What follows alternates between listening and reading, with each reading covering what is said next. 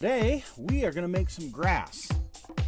No, I'm not in Colorado, so it's not going to be that kind of grass. It's our techniques that are so simple and sensible, your mowers have practically built themselves.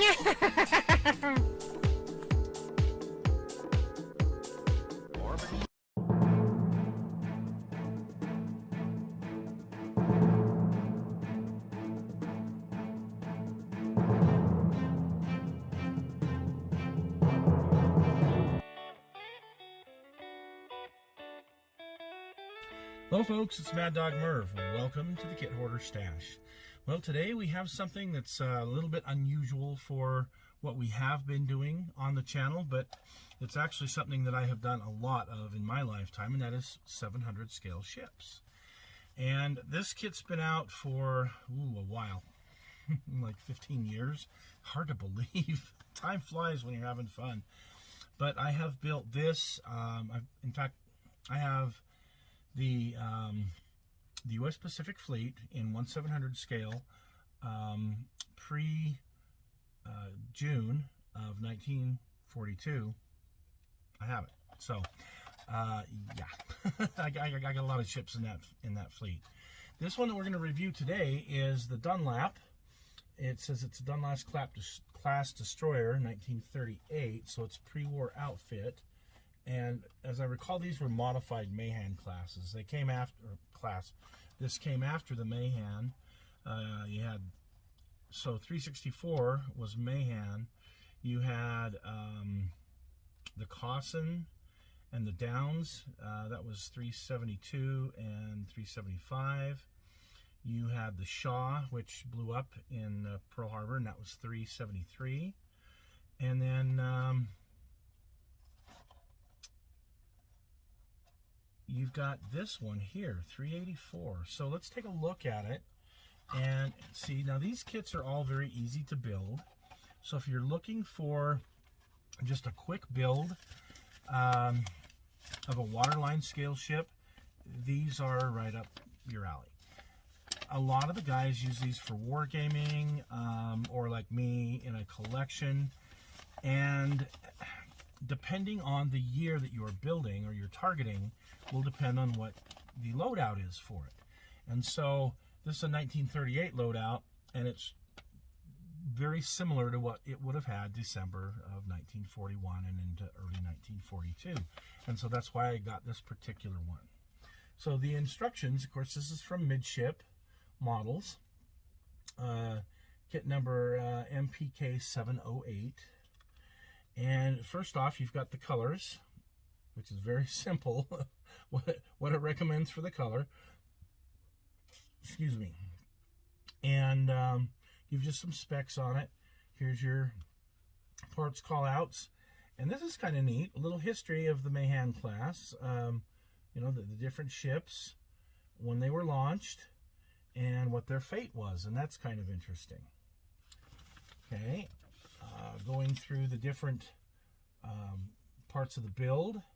Now, depending on which ship exactly you want to build, will depend, because there's a few extra parts in here, will depend exactly what you want to use. But you need to study your research pictures very, very carefully. And if you just want to build I hate to say cute little destroyer, you know, this is a great kit to do that with. I mean, this isn't easily a day build if you just build it and, you know, paint it and you're done. But again, if you're trying to do something a little bit more specific with it, it will take a little bit longer. And the instructions, I think, are great. Goes through your basic like building the guns, the trunking for the funnels, you know, the gun directors, and then where they go on the ship. And of course, advertising for some of their other ships that they have. Okay. So you've got the decal sheet that's got the different numbers, which are very nice to have as you're doing the different ships, and some of the different flags, and then the larger numbers like the post-war numbers. This one has a little, excuse me, resin piece. I believe this is part of the bridge, but it's a little resin piece. Excuse the paint all over the fingers. I was doing some figures. And when I don't want to reach down and get my palette, I'll actually put a little paint on my fingers. Sorry, it's just the way I do my figures. That's the way I do all my modeling. The parts, the weapons part sheet here. Let's open this up. So all of these different destroyers have this, pretty much this one same sprue in common. And you've got your 5-inch, you got your 5-inch 38s and your guns for it, your torpedo tubes. This is kind of neat. You've got some open mount 5-inch. I think those are 5s. No, these are the 5-inch, sorry. Those 4-inch guns, interesting. Some Chicago pianos that look to be a little bit big. Your director, depth charge launchers, I should say.